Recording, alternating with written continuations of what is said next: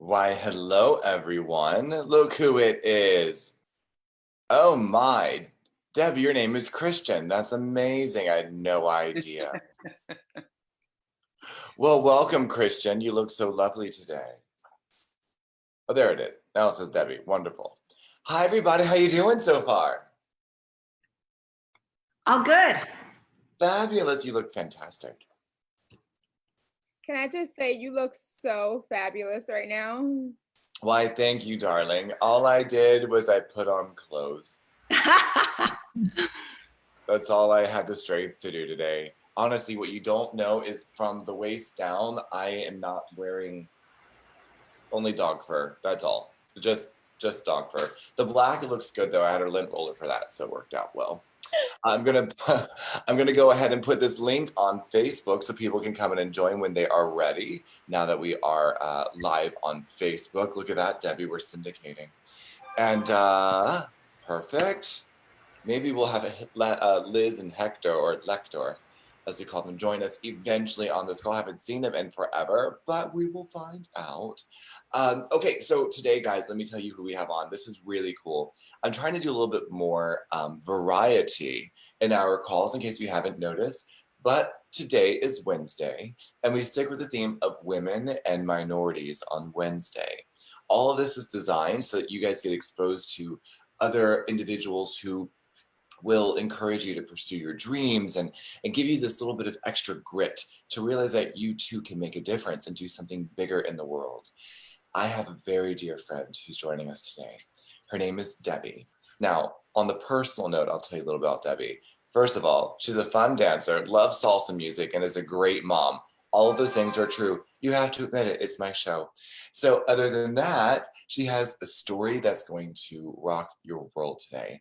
So I'm going to ask everyone who's participating to please engage with her. You will learn more from talking with her in this next little bit than you would have by scrolling through your newsfeed or trolling your Instagram. This is going to be inspirational. It's going to be helpful for you. Now, fair warning, you may cry. I know I did, but I have no heart anymore, and Nelson's in the room, so he's a cold bastard, so I won't make sure to do it in front of him. Everybody else, however, you've seen it once or twice. So, without further ado, let me introduce you to Miss Debbie Faris. Hi, Debbie. How are you, my dear? Thank you for having me. Oh, I'm so glad to have you on here. So, Debbie, tell us a little bit about Out of Season. Okay, Out of Season. So, that title, it's a book I'm writing, and that title came about because my editor was trying to explain to my children what their mom was doing. And he said, you know, Michael and Christian, when you get to my age, and he's about 70 years old, when you get to my age, everybody has a story.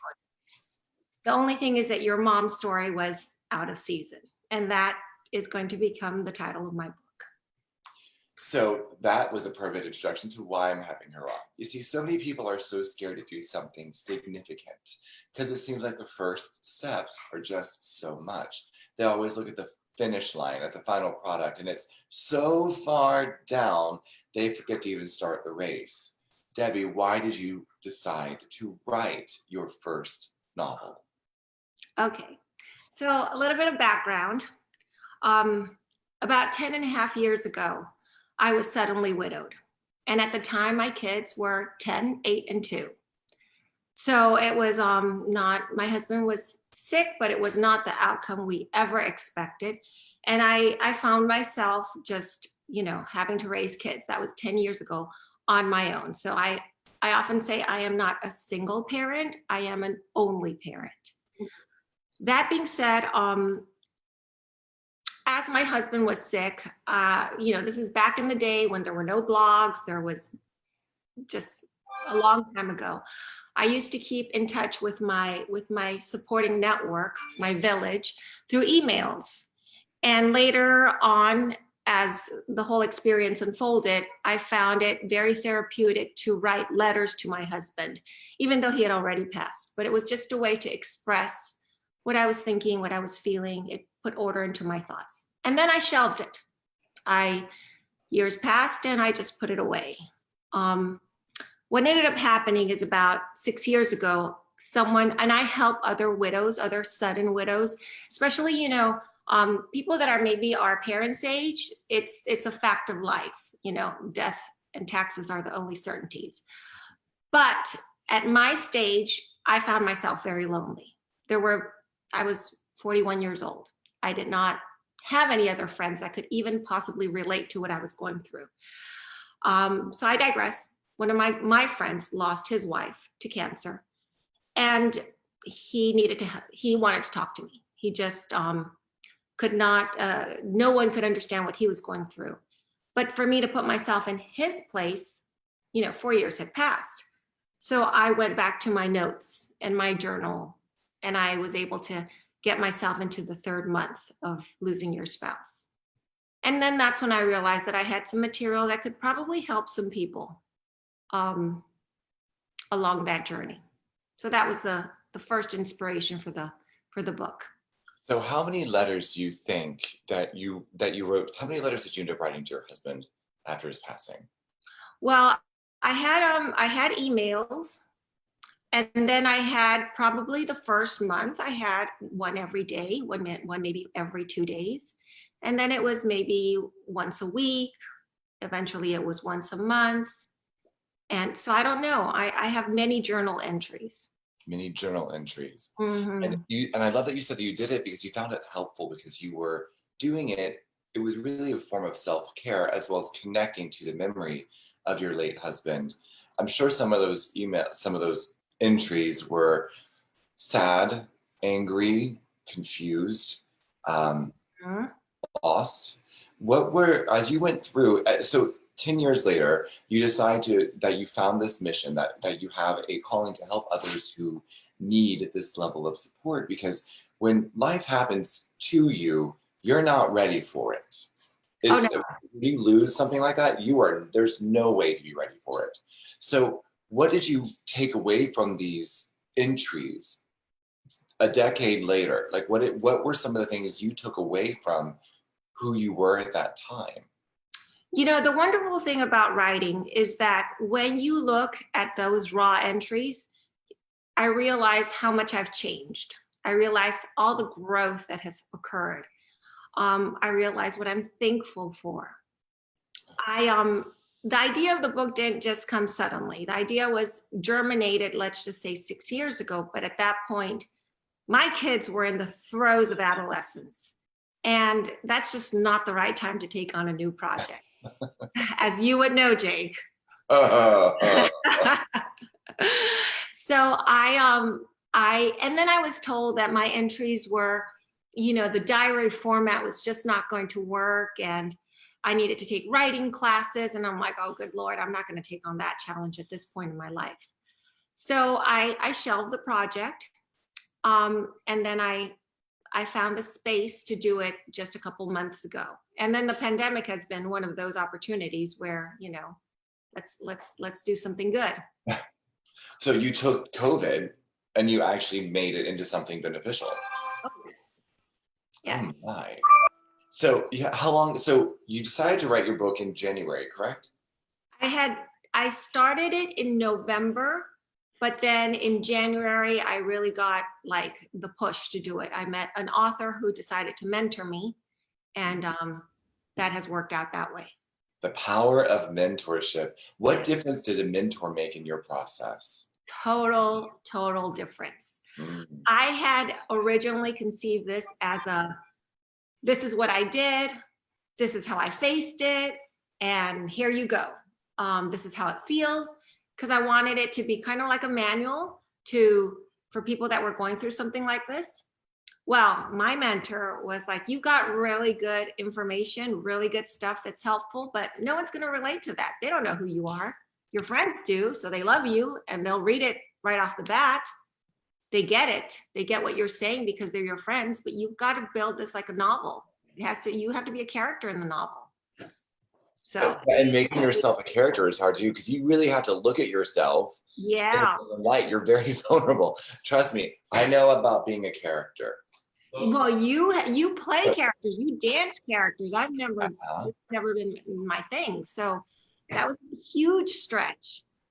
I was, and Stephanie can relate to that. And so can Autumn, that's being a dancing as a character. Yeah, it's not easy. When you're trained to do it, it's a different story because you have to create a perspective that you're just a shell for some other cause or reason. But when you're playing yourself as a character, that's a whole new amount of stress, and that's a lot more work. What did you find? Hopefully, You take everything that is Debbie and you have to condense it into parts that are relevant to your story without leaving other parts of you out. That has to be, what was that like? well, it was a real big challenge because culturally as well, um, my ancestry is Chinese, and though I'm also Hispanic, but um, culturally in the Chinese culture, you're just not supposed to talk about yourself. It's all about being modest, and you just don't talk about yourself. So that was a big, like, okay, what do I even say about myself? What's important here? Jack helped me with that because he would talk and he says, you need to include this, you need to include that. So then that's how it started taking shape. And he really challenged me. It was rough, but he said, if you can take my instructions, then I'll mentor you through this. So your mentor, Jack, who's in his 70s, has written how many books now? About 20. Okay, so clearly he's been around a little bit. Yes. Yeah. And his first book was a best-selling memoir. It's called Hi, My Name is Jack, because that's how you introduce yourself into AA. Oh, wow. So So he knows all about looking at himself at that point. That does sound like a good story. So he told you parts of yourself that you needed to put into the book. What were some of those? I mean, without any spoilers, tell us what some of those aspects he wanted you to highlight are and why. Well, for example, perhaps my upbringing, my relationship with my father, that unbeknown, that gave me strength. That having that very healthy relationship with my father gave me self-esteem and confidence to, as it translates later on, when you're faced with a circumstance that you don't think that most people would cave under, let's just say. Most people would just like, I joke with my girlfriends because I say, gosh, if I would have known that I could have been institutionalized or if losing it was an option, I would have taken that. Right? Yeah, right.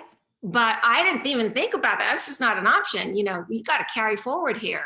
You had 3 kids at home, suddenly also going through this trauma. What was it like for them? Like, not only are you trying to wrap your mind around losing your husband suddenly, but now you've got 3 small kids who are depending on you, confused, lost, hurt. How did you do all of that? It wasn't easy because each child was at a different phase and stage, and they had a different relationship. Like my older son was very close to his dad, and he was very mature. Even though he was 10, he was mourning like a 14-year-old. And that was really tough for him. Whereas, let's just say the baby was 2.5 and he barely remembered his dad. So it was up to me to preserve, the memories of the father that he's always wanted to know. So it's very complex. Okay, that hit right here. Anybody else? That hit anybody else right here? Because I hurt. Anyone? Just me? Okay. Heartless jerks. I'm kidding. No, this group is amazing. I'm just teasing. So you decided to take this loss. I'm writing notes down as you're saying things. There's some things I want to ask you because it's so interesting. A few years ago, my now ex, we were together for 7 years, but on our 4-year anniversary, he had a heart attack at the age of 39. And I suddenly found myself in a hospital on my anniversary, not knowing what was going on as he's whisked away with doctors and I have no idea where we are. And I have to call his mother and tell her that her baby boy had an accident. And everyone's initial reaction, I remember this no matter who I had to tell, his best friend, his mom I called. And they both said the same thing. You're lying. Shut up. No. And those initial reactions are very natural for people. I do feel that. I remember that very, very clearly. But it's kind of like, why would I lie about this? Like, why would I make this up? And it reminded me about how if he had passed away, he wouldn't have known any different. It's the people who are left behind that are really scarred and trying to figure things out. And I remember that feeling of being completely helpless and unsure and terrified and mostly numb. I remember when I finally left the hospital and I went home, I found myself in our little tiny apartment, our 1-bedroom little apartment here in Boca. And I sat down on the floor in my living room and I stared at the wall for 12 hours. I didn't move. I didn't eat. I think I just breathed. That's all I could do. But I was numb for that long. But I remember thinking that this is a story that's going to change me. And yours did too, and you turned it into a story. I love the fact that you were brave enough to put it into writing, even when you were that raw. And you kept it so you could go and revisit it. How many people have you helped already before this book is even published? How many people have you been able to help just by knowing you have those resources that you created available? I lead a grief share ministry. Usually we have between 15 and 20 participants per session. So I've been active on that. I do one-on-one with people that have been widowed, young, and have children, many. It seems that I end up helping more men because women have their network, but the men find themselves they don't know who to talk to. And so it's been many at this point. When the other reason that I was compelled to write this is that I had written it down, and it's something that not a lot of people do.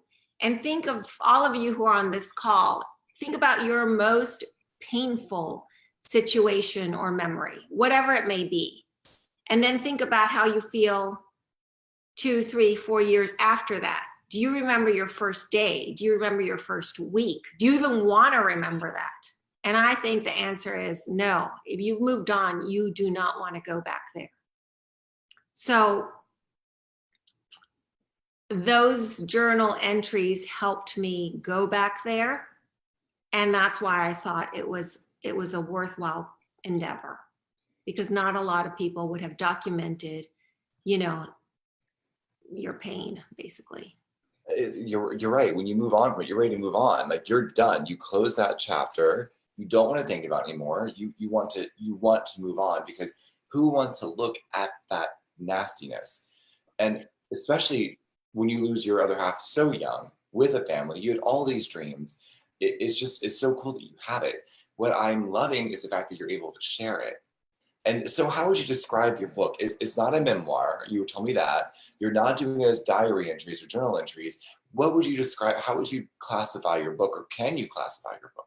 That is up to the editors and those people. I mean,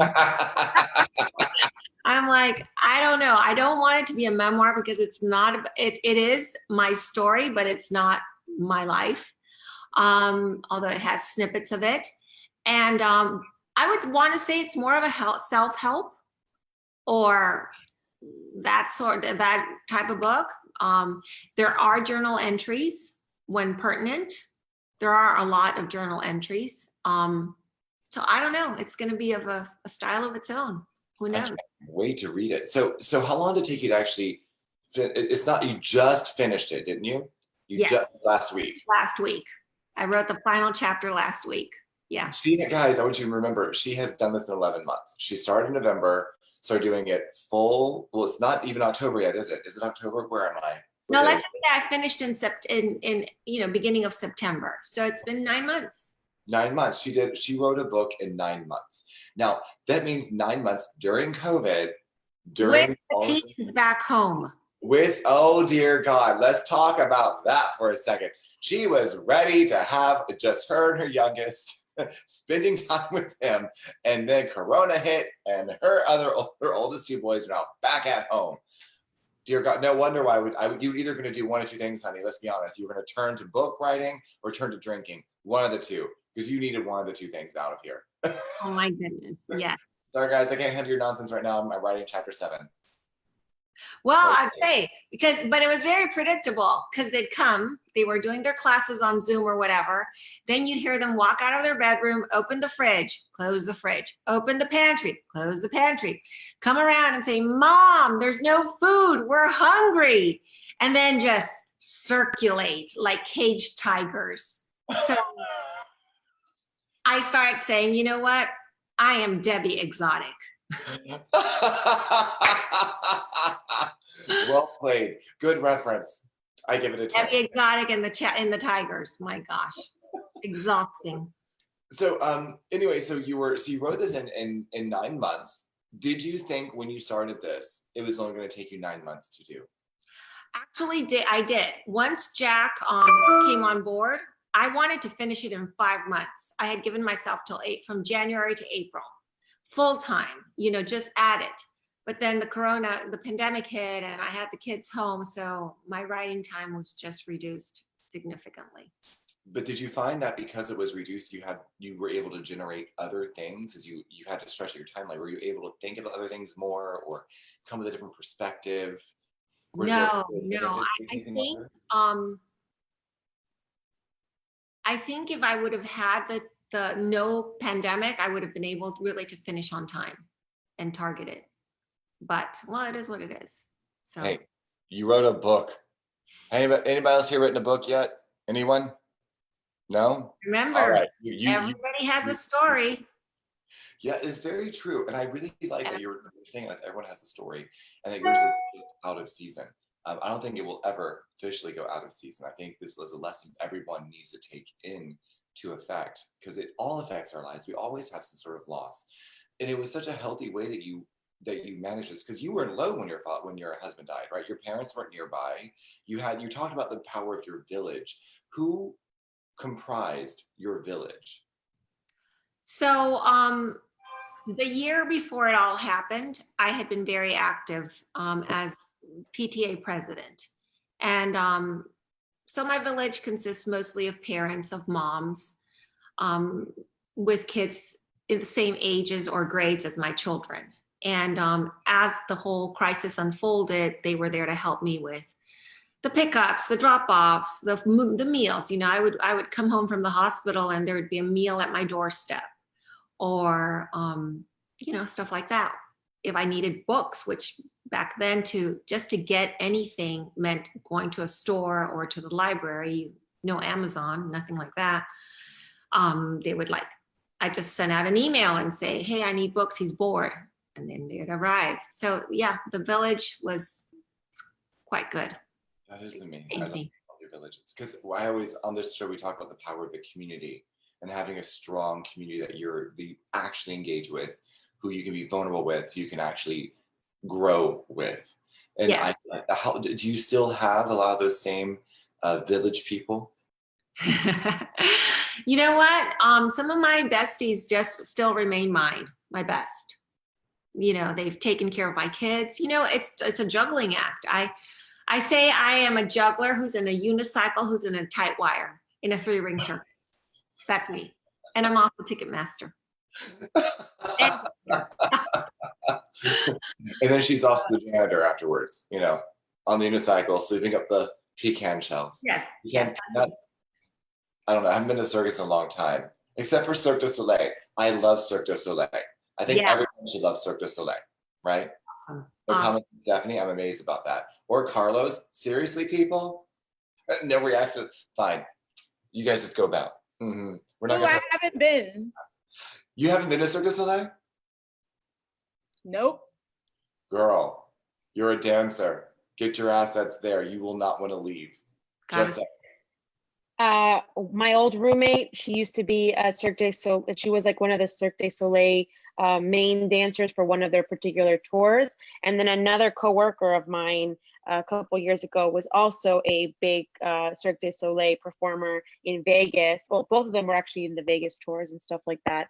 So yes, I'm very familiar with Cirque du Soleil, and their musical that they did called Paramore, I think, on Broadway was phenomenal. Ooh. And drop. Cool. So tell us more, Debbie. When is your book supposed to be released? Do you have an idea? Wait, you don't have a release date yet because they're still editing the last chapter, correct? Yes. So what was it like working with editors, having someone take your work and dissect it like it's been? Because English is not your first language, although I had no idea about that. But so it had to be interesting. You said that last time we spoke, it was interesting writing it for one, but what was it like having your like innermost vulnerable thoughts cut, sliced, diced? How was that?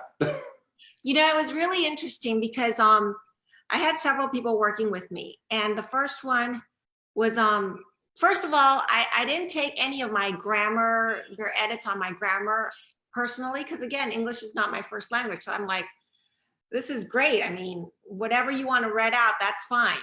So I didn't have that ego involved with the perfection of the English language and the usage. That being said, from an emotional standpoint, it's kind of rough when they're like, well, this isn't making any sense, or there's no flow here, or they tell you, I can tell you really didn't want to write this. Obvious, you know, it's obvious this was not where you want it to be or what you want it to be doing. I'm like, yeah, that was a hard chapter.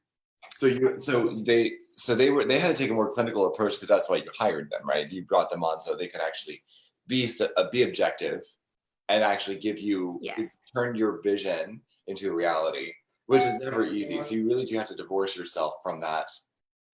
Or you know, there's some things that they would just say, well, this is not interesting, or this is too lengthy, or why are you talking about that? We want more of the emotional stuff. That was another thing that was interesting for me, is that I apparently have the emotional depth of a teaspoon.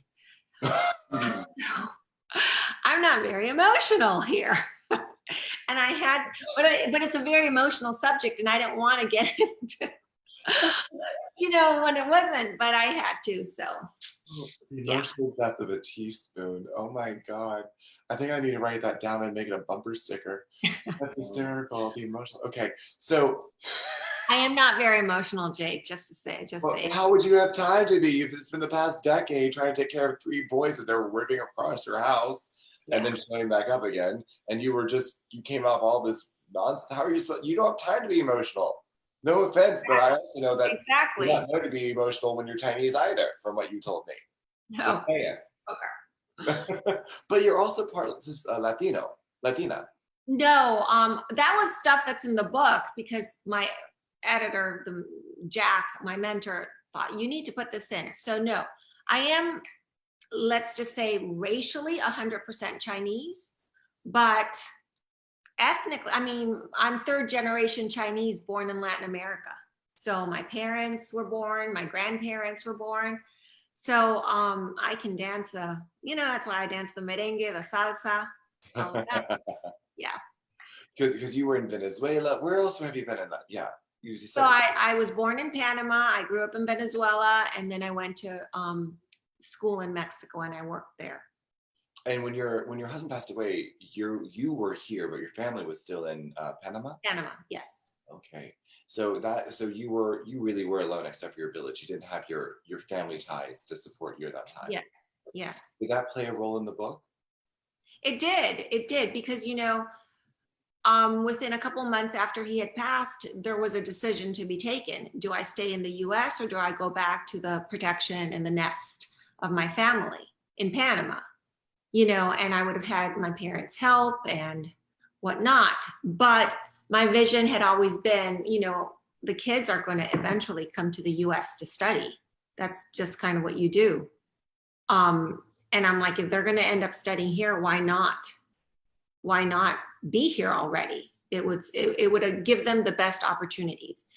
And so with that in mind, I thought, can I make it here alone? Can I? And everything has lined up in my life, hence my husband's passing, so that these things are possible. Is there anything you would have done differently? Yes, there are. It's little bits and pieces. I like to say that I am not in control anymore. I used to be a very controlling person, and I think that's really my nature. So you really can't change your nature, but I'm aware of my nature. And so right now I'm very loosey-goosey because everything falls into place. But back then I wanted to be in control. And that put a little bit of a strain on me, which had I known better, I would have say, it's all going to work out. What's going to be is going to be.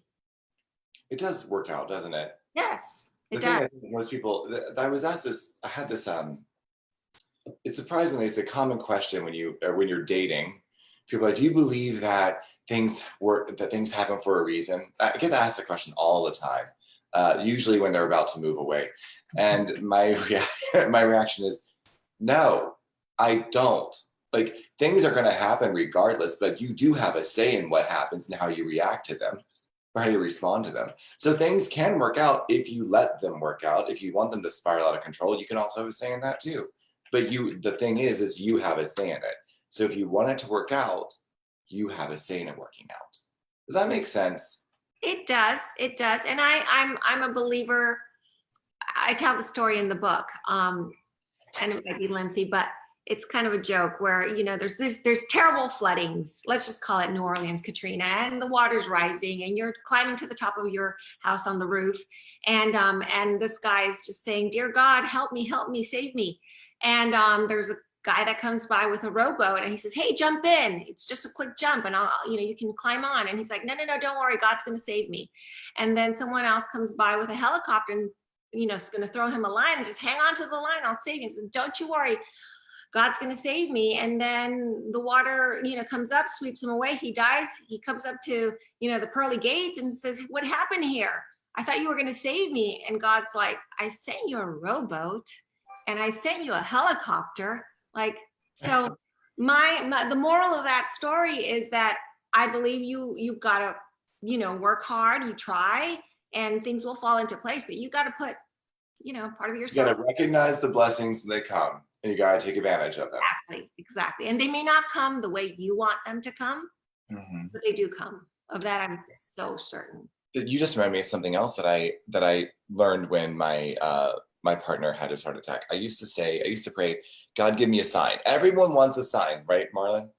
We saw our sign yesterday. It was right there on the wall at Seed Cafe. It was just, if you want a sign, here it is. I love that sign. Anyway, so everybody wants a sign. Right. So I was okay, fine. Then I had to start changing my prayer. I went, okay, God, please give me the sign and please grant me the wisdom to recognize it and the strength to do what is required when it comes. Because you can't just expect a sign to be enough for you. We're human. Yes. It's so easy to run away or justify or ignore versus say, oh, this is what I was asking for. Now I need to actually do something with what I wanted to come my way. So having the strength to do what is required is essential, right? It's not just a sign. I know. Yeah, it's a strength. So how long a day did you write? What was your writing schedule like? It was interesting because there's moments that you're very inspired, but it's not appropriate because you're in the car line or you're just not, you're not in front of your computer. So when I was inspired, I would just put it in my notes, whatever was, or I would put it on a piece of paper. There's one piece of paper that I have, I should show it to you guys. And it's got scribbles all over the place because it's like thoughts that I had. So that was one way to do it. The other one was when I wasn't necessarily feeling creative or inspired, I edited. Because you go over and you read the paragraphs over and over again. So when the creative juices were not there, then I would edit. And then when, usually in the morning when I was fresher, then I would do creative writing. And then in the night I do editing. That's interesting. So you learned that about yourself. You learned that you were fresher in the morning, you were more creative. It was easier to tap into that in the morning for yourself. And when your brain was a little bit more exhausted and worn out, you still had an activity that made it progress further down the line. Yeah, Editing. exactly. That's awesome. See, I have it. It's interesting when I dance, I choreograph best right before bed. And I'm amazing at choreography when I'm sleeping. I am the best choreographer. There is no such thing as gravity. There are no bones in my body. I can take my leg up to the ceiling. I am amazing when I'm asleep. It's when I wake up, I've got the problem. Well, you know Carlos, what? can you relate to that or not? I mean, I've got other dancers on here. Can you guys please relate? Engage, people. I almost just died at that. Oh, dear Lord. I can definitely relate. Definitely. And like for me, I actually had a moment of that, like a sign earlier today. I was talking to a new friend, and I was explaining kind of sort of what we do here at Investor Party and all these other stuff. And I made a point to like really drive home our mission, which is like people over profits. He's like, okay, hold up. That's so interesting you said that, because if you were to go to my Instagram right now, that is on my description of my profile, because I believe that wholeheartedly. Someone who had no idea about our company, our situation, or anything we do here. And he's like, that's so interesting. I'm like, oh, that's synchronicity. That's us vibing together. That's us meeting each other because our frequencies, and that's us giving a sign that we're on the right path together. That's something for me that like. So Adam, you had wrote in the chat, I do believe in manifestation in that kind of way as well, because when we put it into words, our thoughts and our words become what becomes our reality and our the opportunities for us to acquire. Stephanie, you're going to enjoy this because on those same lines. So again, I was always hold 1 second. Let me just finish that one. As I've told you, I always had the idea that I was going to write this book. I just didn't know, there wasn't the right time to start many years ago. But then come November, a career coach had actually, I was exploring some different options work-wise. And she just said, I think you ought to write this book. And I'm like, well, that's not a career.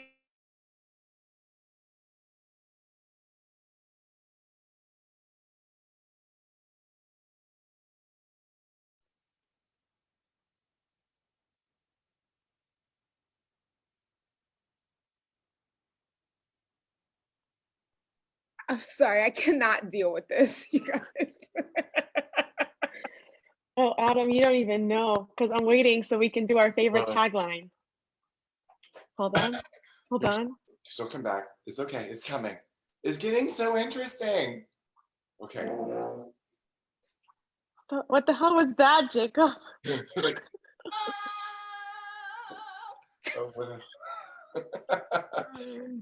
Man, She'll come back in a second. Are you enjoying this so far, guys? Are you learning anything? Are you inspired? Do you have questions? What's going through your head? I want to ask about limiting beliefs and thoughts like that. Yeah. Because I've been declaring that I'm writing my play for the longest, and I start and I stop, and I start and I stop, because I get in my own way, right? I let those thoughts start eating away at me. And so, and I'm sure, being a writer is what, like, you can get really, as much as you might say you're not emotional, like, Debbie made a comment that she's not really emotional, but when you talk about your writing, sometimes like that's you, that's your story, that's even a piece of you that you want to hold on to. So like there is a little bit of emotion attached to that. It's a little hard sometimes to have someone say, this is not going to work. One thing's a couple edits in terms of the spelling if I made a mistake, but another thing is like, yeah, this needs to go, this makes no sense, put this around, because you hold space for like, that's my creativity now. You're like slashing away sometimes. Like the editor process for me has always been, I anticipate it and I get freaked out and scared. Have you outlined your play? I don't need to, because I'm just writing a new, because it's an new adaptation / translation of a already established, well-known Spanish play. So it's already there. Do you have a certain scene that calls you? Yes, like, because part of my adaptation, I am writing 2 additional scenes to the show to add extra context. And that, like, those missing moments to me are like how I want to like really impact and make like a really bold statement. but then again, I'm also worrisome because I have to deal with the estate of the playwright, and if they'll accept the terms of my, fucking around with his, with the original playwright's intentions and stuff like that. Although I think of it as I'm putting an extra layer of meat into these dynamic, like amazing characters. So, Have you thought about writing those two scenes? oh, I have. I've actually written the first one, which is not as risque because it's like the intro. It's kind of like the prelude of the show, so I can kind of get away with that one. I've written that one, and the other one, the one that actually like really inspired me has is the one that the first one, which is not as risque. What are you doing? What are you doing? I was trying to give Debbie the log back in, and apparently it refreshed my browser, which unmuted us on Facebook. Keep going. Oh. Did you not like hearing your own voice? Does it drive you crazy? Oh, that is one of my. I did not know I sounded this gay, but I really do. Oh, on a side note, I know it's 9 years old, but I had to introduce my boyfriend to Sassy Gay Friend, the skits from Second City from like 9 years ago. The best freaking thing. And you totally remind me of that sometimes. All you need is the scarf and the flipping of the scarf, and you literally have Sassy Gay Friend down. One moment, keep going. What are you doing? Like that's he's gonna go get a scarf now. Is exactly so what he's gonna do. Of course it is. I'm super excited. I can't wait. But what I was saying, I guess for everyone else on the conversation about my play, I think Jacob kind of, I guess, made me, tough love identify what's my pain points, and like my biggest anticipation is when I get to that, I guess that scene, the meaty scene that I want to add, like smack dab in the middle of the play. And I think I've anticipated the rejection of the scene being accepted by the estate, because because since I kind of want to get this that's like the show that I want to put on Broadway and everything like that, because I am translating and adapting the way that, and the translation is still keeping several lines as is of the Spanish text, that then now I step into I cross the step into royalties and copyright infringement. So I need to have the estate on board as a partner on the project. If not, I run the risk of getting sued. And I don't got that kind of money to deal with that. But the Dapper hat is now gone. Okay, That's Slumdog awesome. Millionaire. Awesome. Oh, I wish. It's not more like a pirate. It's more fun this way. If I'm going to be Sassy Gay Friend, it'd be my take on it, for crying out loud. Have That you old queen seen? got nothing on me now. Have you Gypsies, seen Trance, this? and Thieves. This show just got much gayer. Oh dear God. Okay, let me see if she actually responded. I know she's looking for a way in. She's coming back. Stephanie, I would love to Oh, see what would happen though while we're talking about manifestation and visualization if you started to change your language and like imagine accepting it and being like, Stephanie, this is the best thing I've ever seen. Like, girl, like Autumn, not only we're the same page, like I'm already flipping through the chapters, because as Jacob can attest to, because he's well adept into what I've been doing lately on my personal time. I've been doing a lot of like personal growth training, like, and a big part of that is about the language you choose to use, right? And it's about exploring, like getting, how can we acknowledge that there's fear, but because fear is inevitable, but how can we say fear is just a trick our mind plays? And if we push past it, thinking, if I already thought big, right? Thinking of a Broadway play with music, right? Like new music. Yeah. like, if I've already thought that far and thought that grand and that I'm going to be writing it and I'm going to be starring in it, that I have this whole vision of it and I've like pretty much have it, like, there is no, like, it's so clear on the end result in that capacity, whatever magic comes from that. I can't let the fear talk really kind of get in the way, because, and part of your fear ultimately is like the defense mechanism that you've built up over time to protect you. Even if it's like, although like in a lot of circumstances, it's actually the wrong answer. You've actually like you know, pay bigger and worse prices by succumbing to fear than if you were to say, you know, think past it, and how can actually taking the gamble and the risk really like because there's more growth in that than in, you know, quivering in fear. Oh yeah. And so I totally am, I understand, and like it's something that it's, I mean, not overnight can I change my language, and I've been slowly but surely changing the way that I approach things and the language I create. I mean, I'm sure Jacob can attest to that. Bo probably can too, with the way that my emails have changed over the course of 2 weeks. Like, I'm sure start changing language now, even the way you, no, and sorry. And so it wasn't supposed to be a call out. It's just something I was thinking of, because I too am like, why do I write these offers? Like, I write them as though they're not going to accept them. Why am I doing that? Like, I know it's just, it's my subconscious going, it's too low. Mm-hmm. Yep. That's actually very well said. And, But let's get back to I think what this stems from for most of us here is a fear of success. It's not that it's not going to work. It's not that people don't buy and sell real estate all the time, or people buy or write books or write plays or write songs or dance or whatever it might be, because clearly they do. But what happens is at a certain point in time, at a certain age, it seems, we become a little bit more resistant to our own success because we get comfortable where we are. We at least know the devils that are here inside of this closet. We can manage them at this level. But if we're going to have the skill, are we going to have the skills to manage them at a higher level?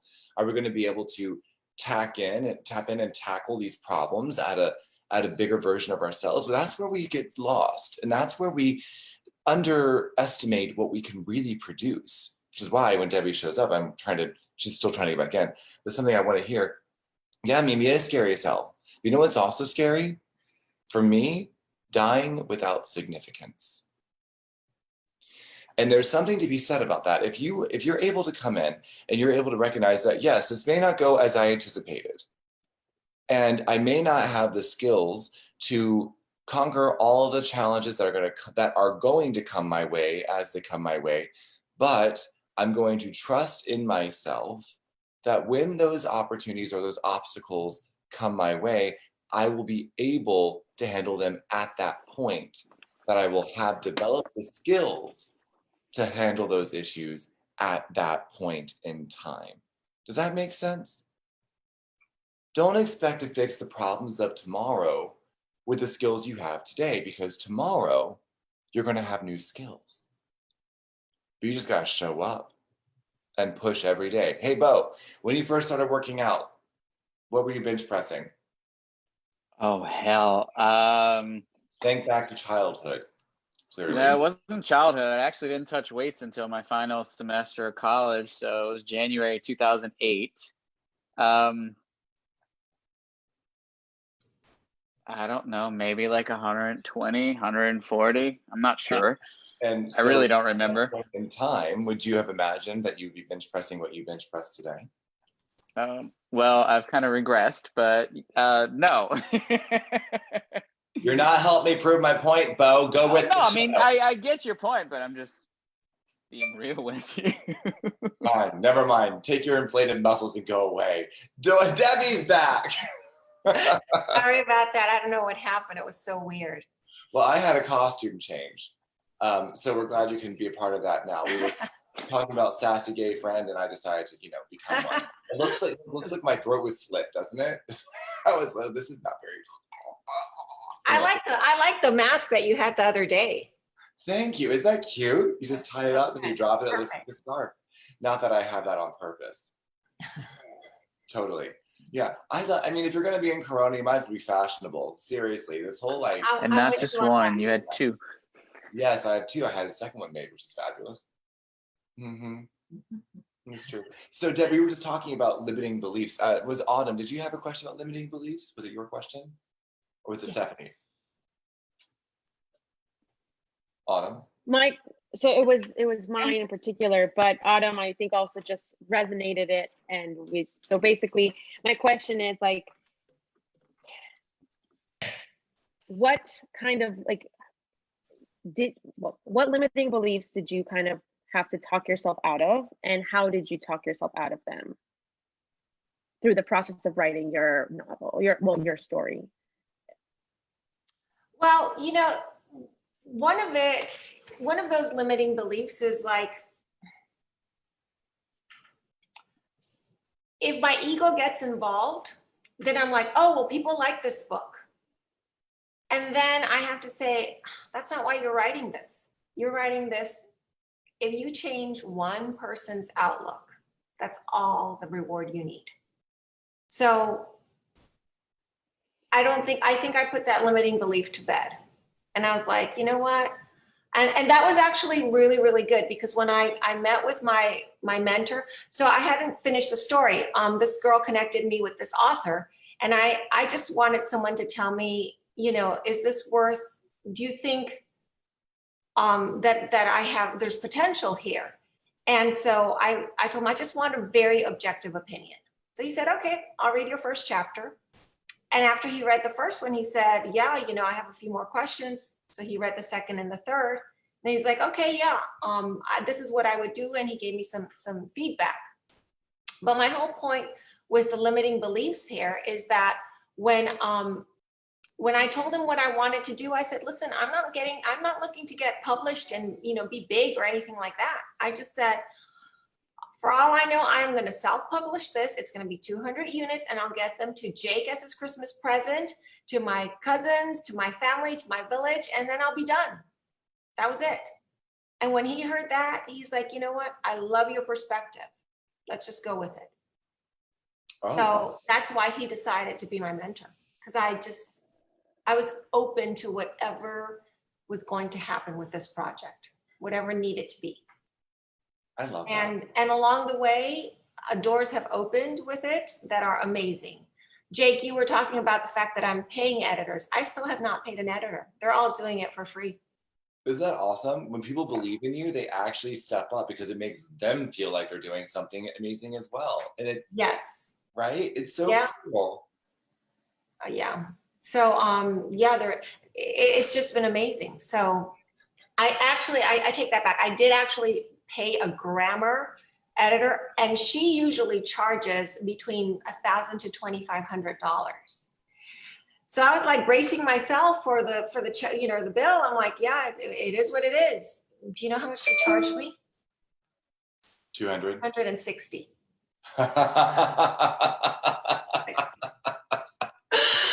I was so surprised. Do you guys realize how, I want you guys to recognize something. When you're doing something that actually matters, people want to matter. So if they don't feel like they matter at some point, they see something that matters, they want to. Don't you want to be a part of something bigger? Like, don't you feel good helping other people out? Or, if someone's I'll take your kids to school. I know you're busy right now. It's great. Let me help you with that. Or I know you got a lot on your plate right now. Is there anything I can do? Like, if you ask those questions, you're in my village, to use Debbie's term. Like, I think that's an amazing quality to have. And there's so many things. It's funny, Debbie, I think I told you this, and a lot of us are reading a book right now called The Buddha and the Badass. And in the book, there's one of my favorite quotes, and it's actually a quote from another author in the book, and I don't know his name, but it is, you'll find that when you jump into the abyss, you'll land on a feather bed. All you have to do is jump. Jump. Yes. Yeah. Take the first step. I think that's the most great, like you said, you stated you want to do something and you started to do it. That's the key though. You have to do something. It has to be an action. You wrote the first chapter. You were vulnerable and talked to Jack, shared it with him. And then it just kept snowballing.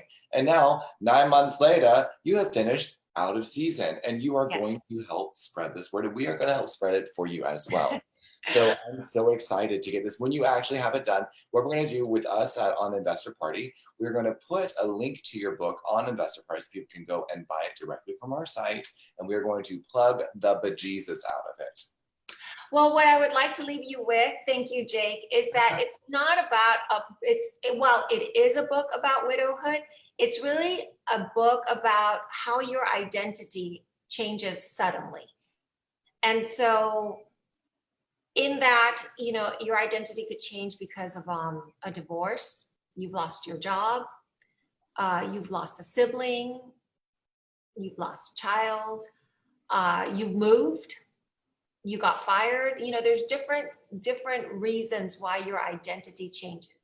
And then the other thing is, I wrote it not so much for those who might be mourning, because I don't think you want to read this when you've just lost a spouse, but I wrote it for the people that you might know that are going through a loss, because a lot of times you don't know what to say. You want to help, but you don't know how they're feeling. You don't want to say something that's hurtful, that could bring up memories, blah, blah, blah, blah. So I wrote it so that people could understand what you know, at a very granular level, what someone who has experienced that type of loss feels. So it's really more for the community. It is. Mhm. I love how you just said that. I'm trying to respond to it, but you're right. Your identity changes so quickly, and you don't even recognize yourself. Mm-mm. That's the weird thing. I do remember when that was actually the wake-up call for me that I needed to get out of the dance industry, when my partner had his heart attack, and my entire identity was dancing. So who was I going to become? What was I going to be? I had no idea. I just knew I couldn't be the same person. And I was lost for actually just a short period of time. It wasn't until I decided that I was going to change my identity. My identity was going to change, but I could shape it.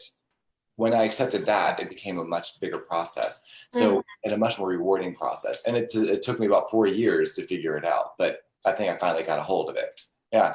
No, that whole identity changed. Like, I remember thinking, like, having this out of body experience, and I'd say, oh my gosh, that poor woman, I feel so bad for her. I'm like, oh my, that woman is me.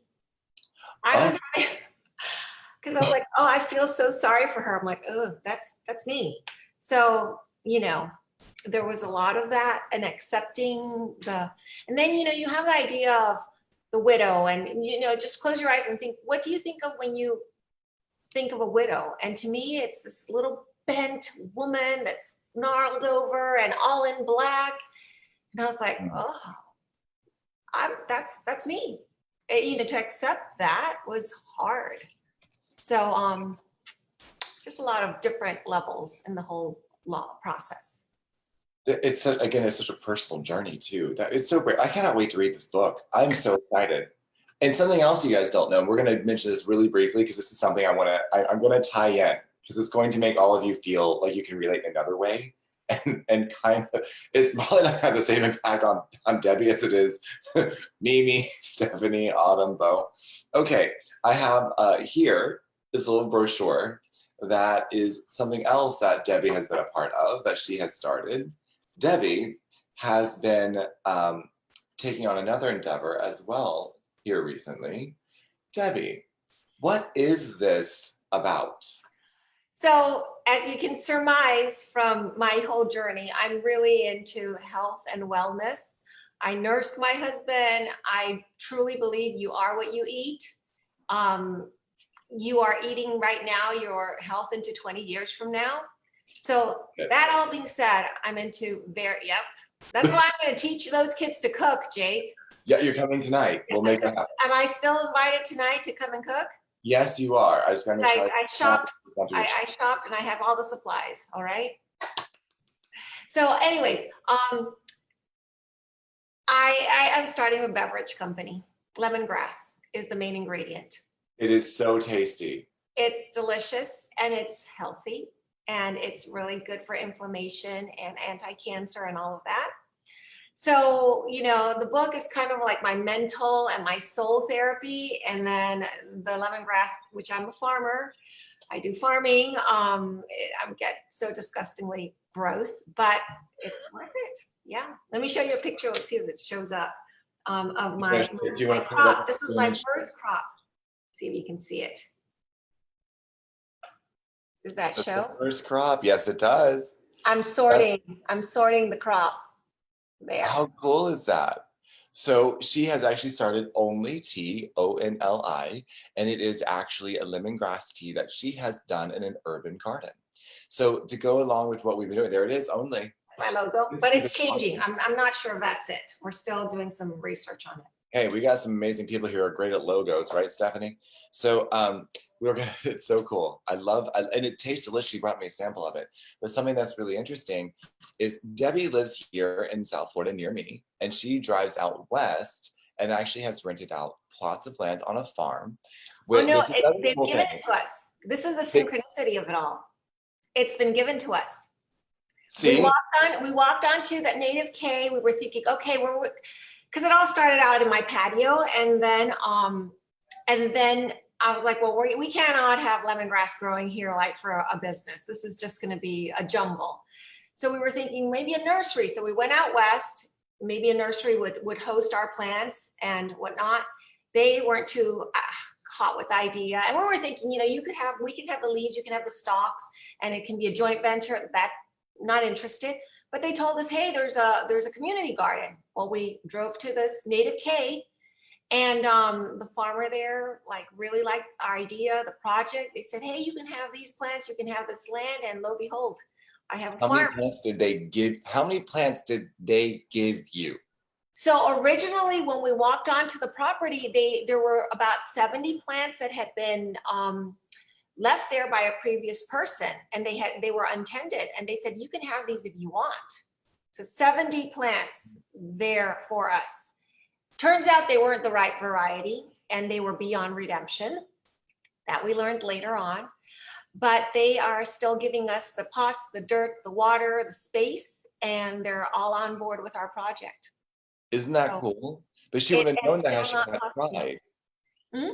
You would have known that had you not tried. You went out there and you asked, you networked, right? Yes, yes. And we told them about our project and what we wanted to do and why. My partner, I'm all about the taste and the health benefits, but she was the one that really knew about it because her daughter, when she was born septic, and the baby almost died. So her gastro system was a mess. So my partner really has worked on this child and knows what's out there. You know, we're all, our philosophy is modern medicine shall only be tried when everything else is exhausted. Agreed. So. I love that. And I've had it. Let me tell you though, I will tell you the power of tea. She gave me a sample of it the other day. It was delicious, by the way, very different flavor. It was so refreshing. Yes. And for the next hour, I could not leave my house. I was stuck here. It was very detoxing. Thank you for that. Really? That's it was great. delicious. Let me tell you, all the sin just left my body. All of it. I'll bring some over for you. I have another bottle brew. Yay! Yeah, Okay, that's gonna be helpful. But no, it's super cool. So again, Debbie fell into a form, believe it or not, guys, this is a form of agricultural investing. This is land, this is real estate. Did she mean to do it? No. And the whole thing about it, the reason why it's working is because she didn't think about it too much. She just went and did it. So for those of you who are thinking about it and why you get stuck, guys, your head is a very scary place to be. That's, by the way, Debbie, that is Mark. You're going to be working and cooking with him this evening. Come say hi. Where's Mark? All right, he's coming right over here. This is Mark. Get down here, please. Hi. So Mark is in our program. Debbie's going to come over time teaching you how to cook. Oh, really? Yes, she is. Okay, sounds good. I like to cook. There you go. He likes to cook. Who knew? You should Zoom it with Courtney. Oh, we should. That'd be hysterical. We could. Because she would like to learn how to cook. Oh, we're gonna make this an entire thing. It's gonna be so much fun this evening. We're gonna make it happen. Okay, guys. Well, I know it is now 4 o'clock. Now, Mimi and Autumn both have a question in the chat that I would like to read, unless Autumn and Mimi, you guys want to do it for us. Mimi, why don't you go ahead and share what you have written here? I want you to actually participate. I'm a movement specialist. I work in a private gym, and I took on a assistant manager position as well at the gym. So it's really nice. Autumn brought to the attention of everyone that she's uncomfortable networking and finding people who would believe in her as much. What advice would you give to people, trying to build their village and their community? And I would say I have the same question. For me, I get real shy. I don't like talking as much. I'm a little bit more comfortable with them right now, but I don't like talking as much. And I have like the hardest time. Like I'll start building the rapport and then like I'll fall off because like I feel like I'm being bothersome or something like that. So what advice would you give to me and Autumn? First of all, I'd just say get out of your own head, because what you're thinking that people are thinking of you is a whole entire conversation. I just said that. Oh, I'm muted. I mean, I don't even know you. I see you on screen. You're a gorgeous girl. If there was something that was mutually interesting, I would want to have a conversation and to ask you more about it. And you know what? If they don't come back and don't follow up, then maybe there's nothing mutual to be had there, But it's not about you. If you know what you are passionate about, what you care about, you will attract people that are like-minded. I'm a big believer in just call it vibrational energy. And where you are, you will attract that. And the whole thing that's important here is that you raise your vibration.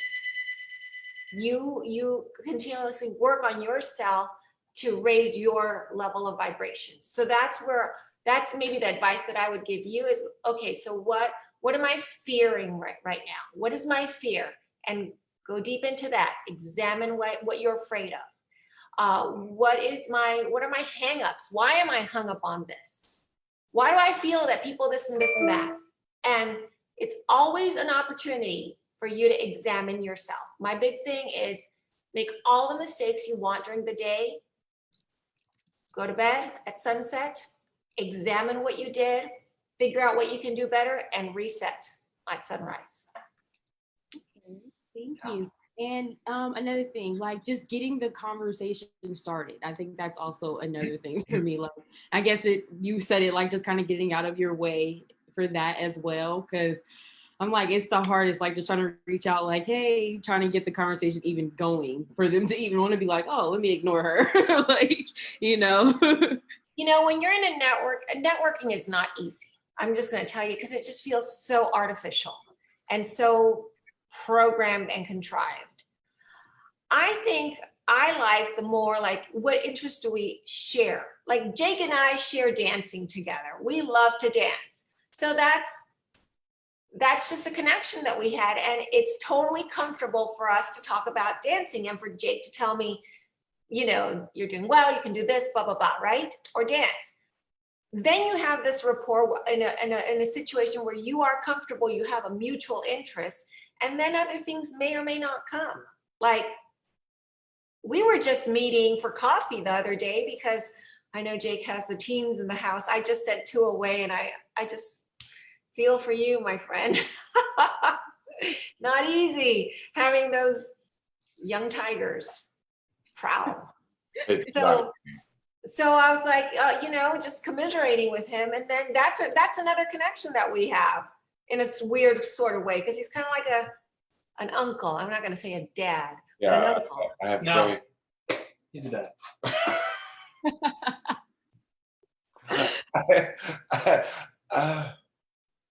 And so then it's very natural. Like if I start making jokes about being, having the teens, Jake is totally going to get it because he's feeling it. And then that's another natural connection. So look for people or situations where you have already a natural connection that is in your comfort zone, that's interesting to you. Because when something's interesting to you, you want to hear about it from a different perspective. it's going to captivate you. And if they're interested, they're going to want to hear about your shared experience. So I love that's that kind of you said my that. There's way I go about it. so well said. So there are a couple tips I would give for networking, and Debbie, feel free to anyone chime in. So this is what I wanted to say first. Okay, so Autumn, are you here? This is for you to listen to. You ready? I am here and I'm ready. Okay, you ready? I'm about to lay some loving truth on y'all. Oh God. Okay, number one. Okay, it's the same way like when you go to start event. By the way, for those of you who don't know, Autumn and Carlos and I are all professional dancers. When you have a new student come in to have their intro lesson, there's that sense of, oh my God, are they gonna like me? Why? Because we're expected to sell them something, right? And if I'm not a good dancer, or what if I had a better dance teacher in the past, all those insecurities come in. They have the same thing when they go to a gym, don't they, Mimi? It's always that like that internal battle. You're already placing yourself in competition with someone you haven't met. Do you realize that? That's where I'm different. Well, of course you are. You're a dominatrix. So everybody except Pam, who is a killer, who kills it in real estate. Exactly. Which is why she dominates in real estate. She doesn't give a damn about these people she hasn't met. But as artists, as artists, we put ourselves in comparison with people that we haven't even met. Then they come in and we've already decided how they feel about us. Here's the truth.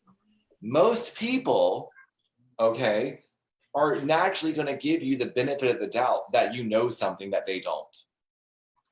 Most people aren't narcissists, okay? So most people are going to give you the benefit of the doubt initially. You just have to take that and run with it. They will believe you until you give them a reason not to, right? So one of the things that I do, first of all, if I'm interested in a subject that I want to be a master in, and I'm not a master in it yet, I don't go to those meetup groups and pretend to be a master, right? I go to a book club. I go to a coffee shop. I go to a workout. I go to a community where I'm interested in the subject, like Debbie was saying, that we all already have something in common, and then I get to know them as people. Networking is really just building relationships. It's starting to look for friendships, or how is this person, how are we, let's use every word, how is there something mutually beneficial here? Right? So if I'm able to do that, how am I actually going to, and I'm like, okay, we're going to go talk about coffee. Guess what? I'm going to go to a coffee meetup. We're going to get to know each other. Oh, Jacob, you're in real estate. Tell me what you do. Oh, you're a nonprofit. Tell me what you do. And then that's something easy. Give yourself, item number 2, go someplace where you have something that is not stressful, that you can be yourself at. And number 2, show up as yourself. And what I mean by that is, Mimi, you better let your hair rock. Okay, you too, Autumn, who always hides behind a camera. I love that the prettiest people on our calls are always hiding behind cameras. They're never even showing up. It drives me crazy. I'm not pretty today. I'm wearing a scarf on my hair.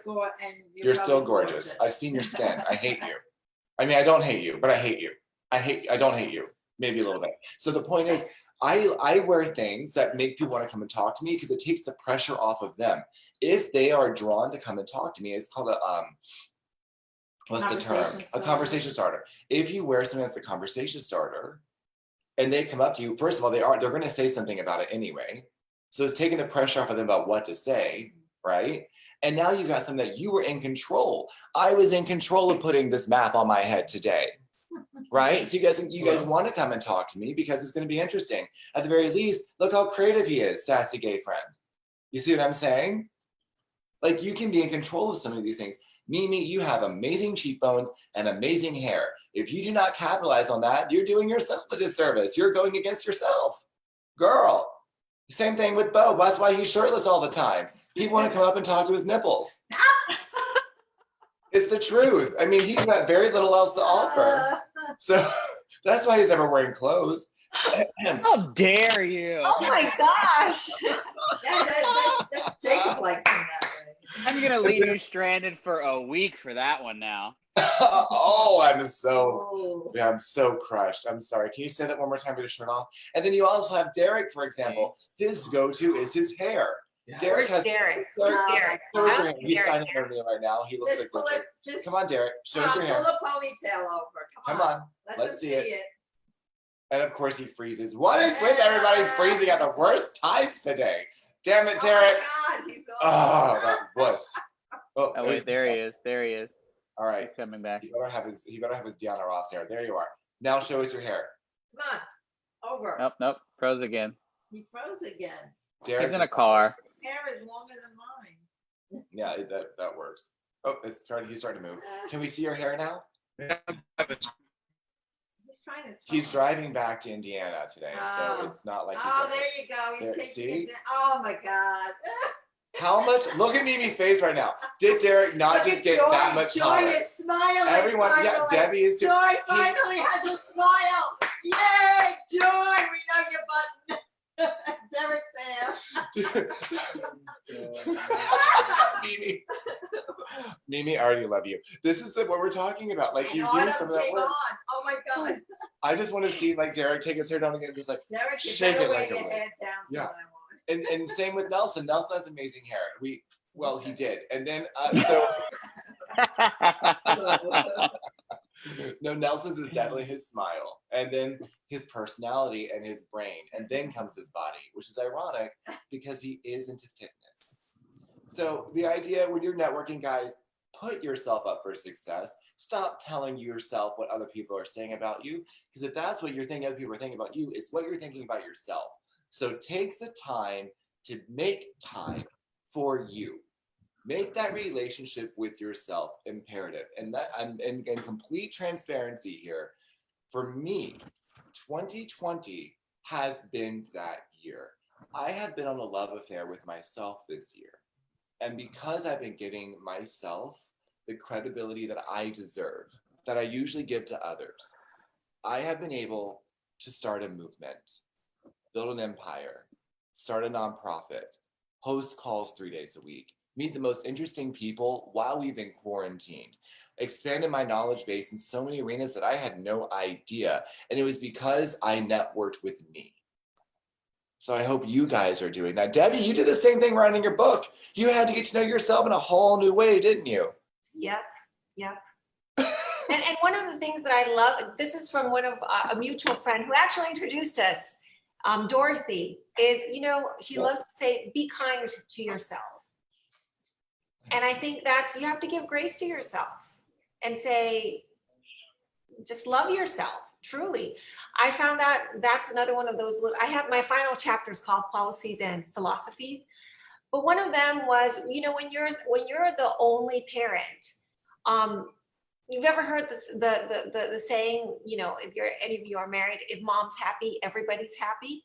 Well, that was never more important. I had to be happy, because if I wasn't, then these kids were not gonna, I wasn't gonna be what I needed to be for them. So that was very important to me, is finding that balance where with the burden, the weight of having to raise 3 small kids, I had to find time for myself, to love myself, to work on myself mentally, emotionally, physically, to work out because I needed the stamina to finish the end of the day. So yeah, I work out. I love to work out. So just be kind to yourself. I have to say, I couldn't agree more. You have to be, and I wasn't nice to myself. And I'm going to speak to the artists in this room. As artists, we are all so self-critical. We judge every little thing we do, every step we take, every muscle we work out, every toe we point incorrectly, every split in, every time we put on our mascara. Fake eyelashes are the devil because they make our eyes look horrible no matter what we do, right? They're never prettied up. They are the worst, aren't they? Thank you. We are too, I think there needs to be, and the reason why I'm hosting these calls is I do believe that there needs to be more realism on the internet. I believe there needs to be more humanity, less perfection. All right. You guys are seeing me, like, whatever I'm fighting, I am here doing this. Like, this is supposed to be real. Be real, be yourself, and be okay with who you are, because who you are is beautiful, and someone else wants to be you. Someone else wants to be you. Very true. Except for Nelson. No one else wants to be Nelson, but everybody else wants to be one of you. I wish you should look up. Nelson's actually representing wearing a shirt today, which I want to see.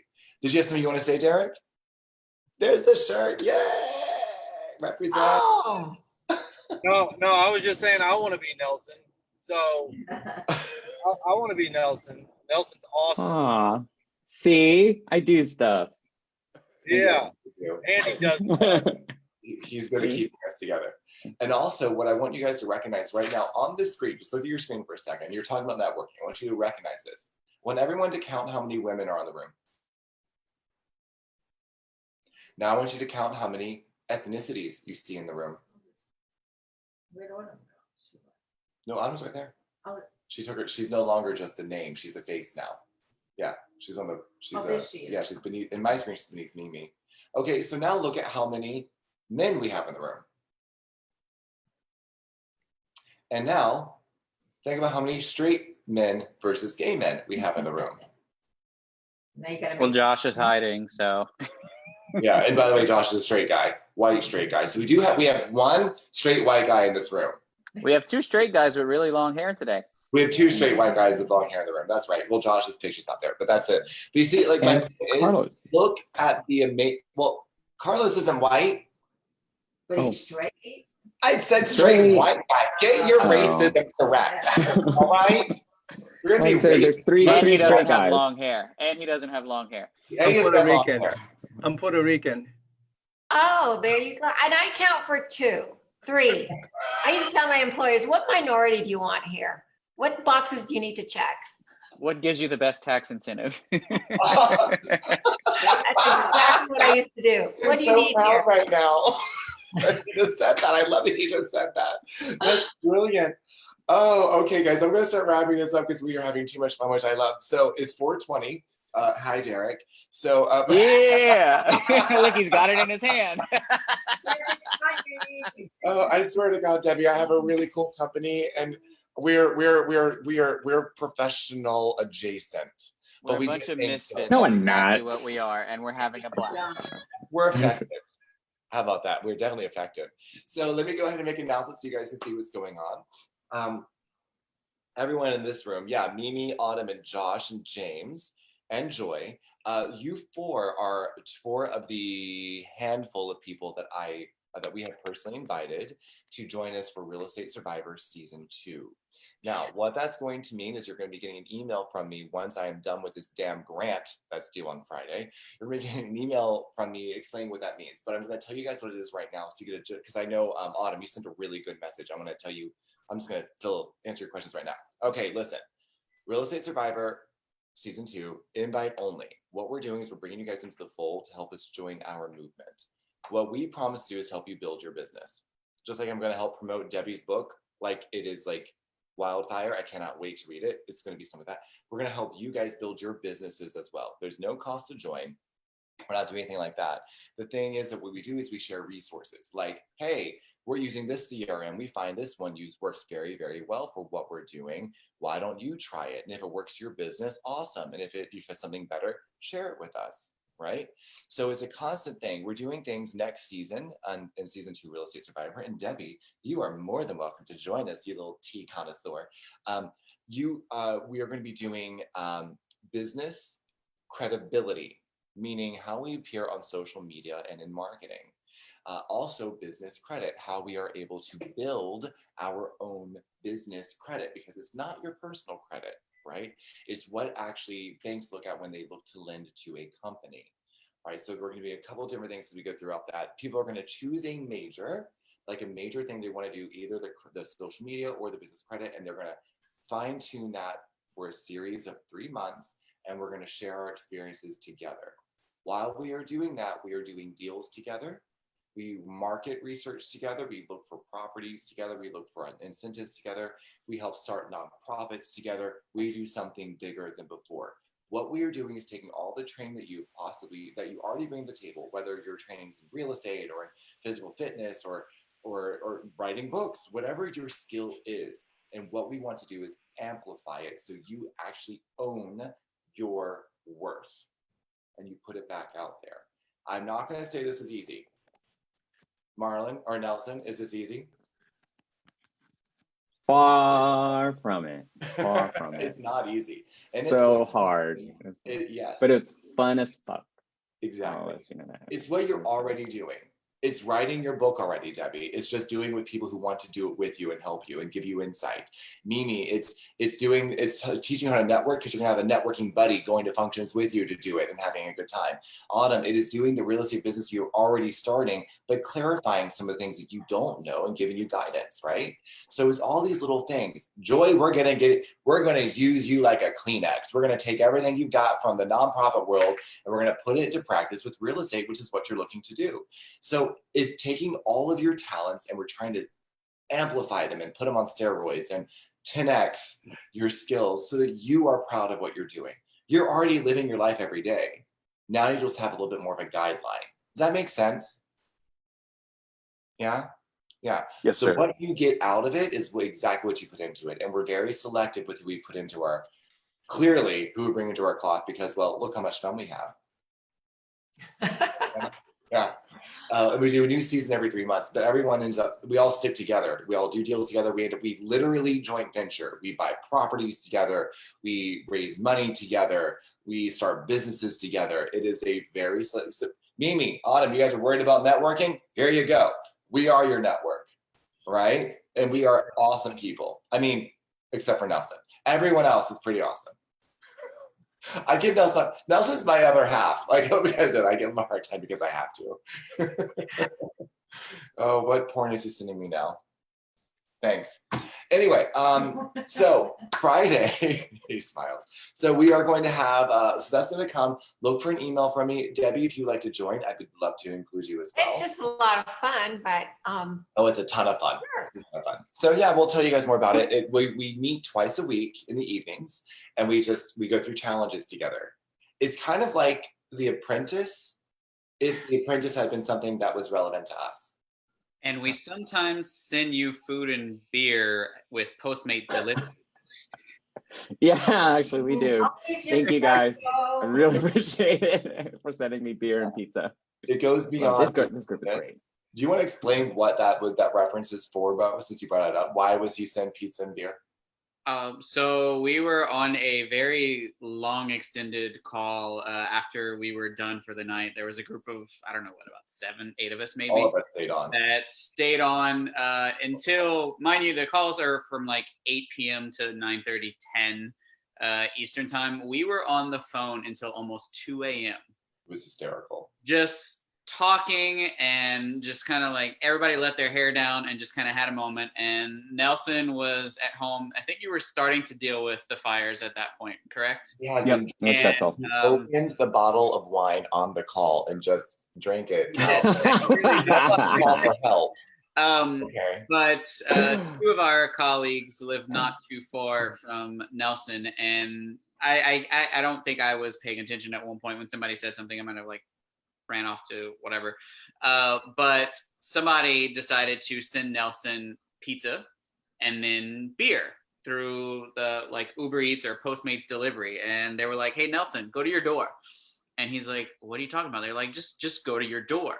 And sure enough, there the delivery person was, and he had pizza and beer. And yeah, we just, so it's what we do as a community. So. And then, like, for instance, we all went to Colorado a week and a half ago. Almost the entire group was there for the better part of a week, working together on the house. So it's like, it's the community's here, the family's real, and it's awesome. It really helps shorten your learning curve, because there's so much, when you start a business, there's so much to do, and everyone tells you what to do. They don't tell you how to do it. Or they'll tell you how to do it, but not what to do and why. There's so many questions. So we're just like, I can't believe I'm going to admit this. I have spent over $150,000 trying to get my business up and running that I did not have. Okay. I figured out a lot of things along the way, and I'm hoping you're going to make different mistakes than I have done. And along the way, I've made some amazing connections. I wouldn't change anything. I've found some amazing products, some amazing people, and I'm just showing you guys, okay, this is why I do this. This is what it does for me. This is what it would do for you. Let's see where it goes. And that's the whole point. It's just building your business and being effective with it. That's all. Now, we have our grant that is due on Friday. So all that's taking our primary focus right now. Joy's helping with that. Everyone's actually helping with that. So that's going to be due on Friday. We are going to have one more call on Friday. Bo, who's our guest on Friday? Nelson's VA, correct?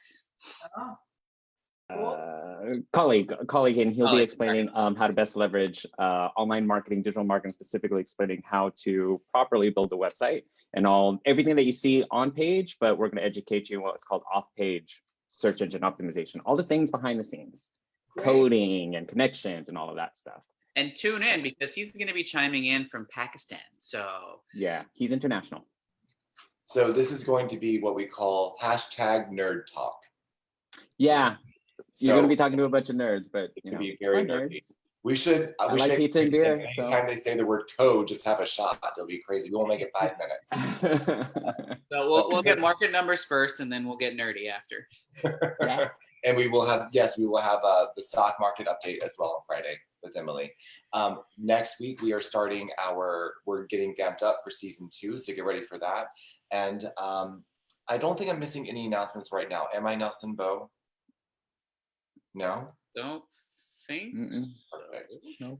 Guys, you're amazing. Debbie, we are so lucky to have you, and we're so glad to have you on. I cannot wait to have everybody try your tea and to endorse you. And guys, you are wonderful, and I will see you soon. Until then, party on. Thank you very much. Take care. Good night, everyone. Bye. Bye.